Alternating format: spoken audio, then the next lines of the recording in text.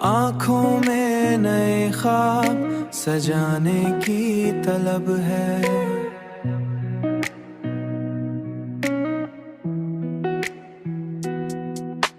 दिल को भी किसी दर पुराने की तलब है।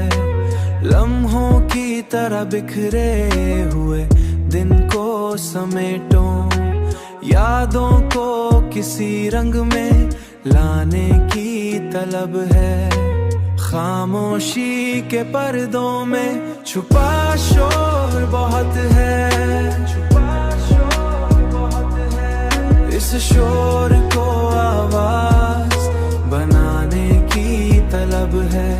आवाज ली बहुत है, इस शोर को आवाज बनाने की तलब है।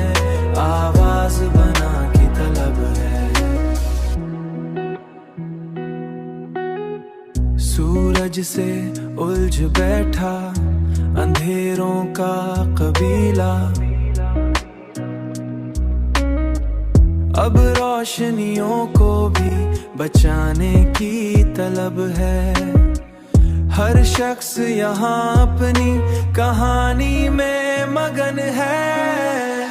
हमको तेरी दास्तान सुनाने की तलब है, दास्ताने की तलब है।